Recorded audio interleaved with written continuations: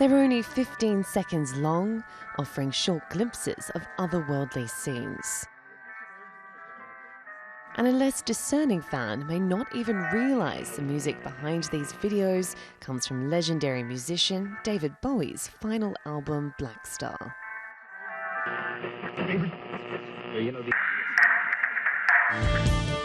The video series, released on social media platform Instagram, is the brainchild of filmmaker Carolyn Cecilia and Bowie's longtime digital media advisor, Lawrence Perrier.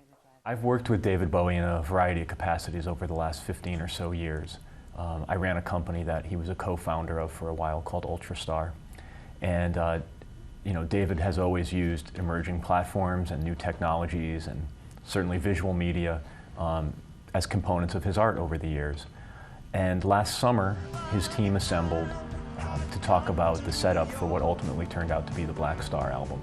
And in that initial meeting, we were tasked with coming up with some ideas to see what was out there, see what was new and fresh since his last album came out.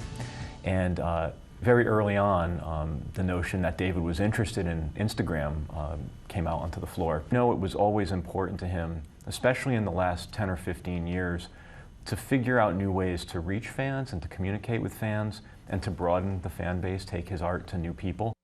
It didn't come as much of a surprise then when Perrier suggested using the Insta miniseries, an account on Instagram that produces short videos, that Bowie jumped at it. But perhaps more surprising for an artist with such a strong identity and visual style was that he completely handed over the creative reins to his collaborators.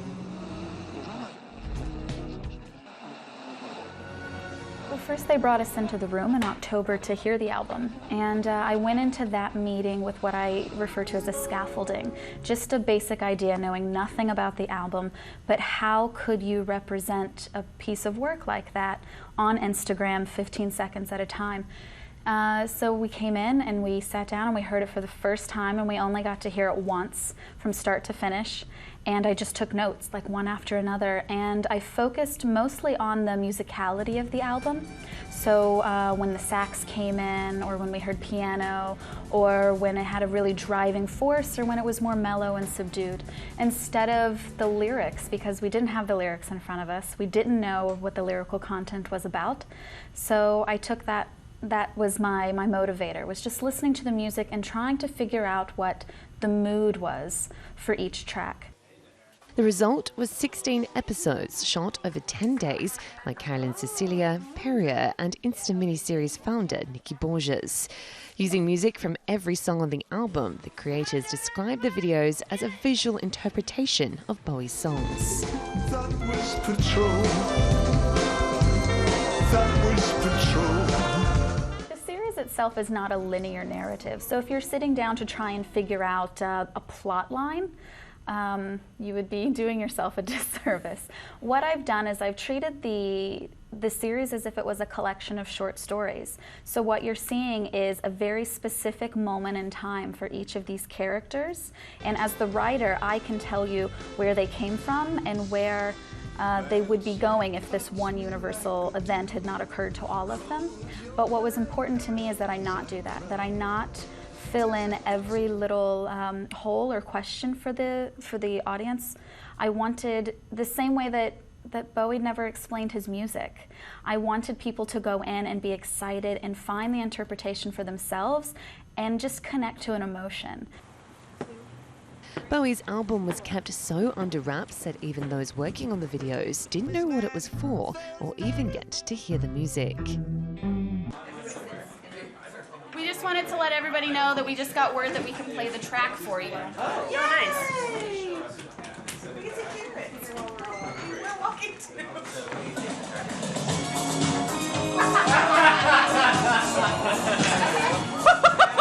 There were two episodes in particular where we needed it. One where we had dancers and one where we worked with a singer. And so we had to have the music available to us then. But other than that, the album was kept very much under wraps. For a long time there, it was supposed to be a surprise album. Nobody was supposed to know it was coming out at all. So Lawrence and I were very particular about keeping the music secret. During pre-production, when the choreographer had to work with the dancers, we didn't release music to them, one of the other producers took a segment of music that matched the beats per minute in the track and gave that to the dancers to use, and they only heard it for the first time when they performed their scene on set.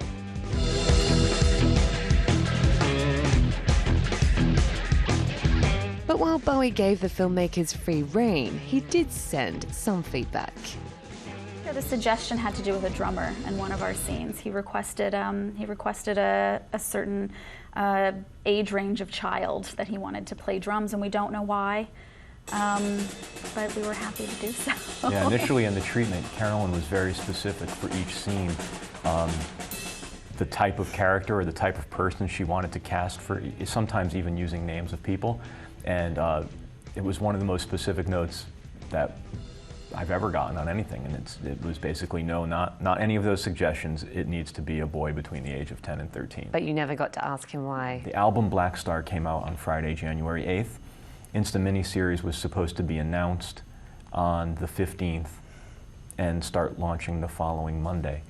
So we woke up on the morning of the 11th to the news, and you know, it was devastating. We were just heartbroken. We had spent so much time just immersed in his world. I had done so much research. I had watched so many videos wanting to give him something new and fresh for his canon, and absorbed in the album and how beautiful it was. And it wasn't until he was gone that it all made sense. Look up here, I'm in heaven. I've got scars that can't be seen. Many are still trying to make sense of Bowie's work. For some, he'll remain as much of an enigma in death as he was in life. But the iconic rock star will live on in many iterations through his music, unbound by the mortal world. Jada Barker, TRT World, New York.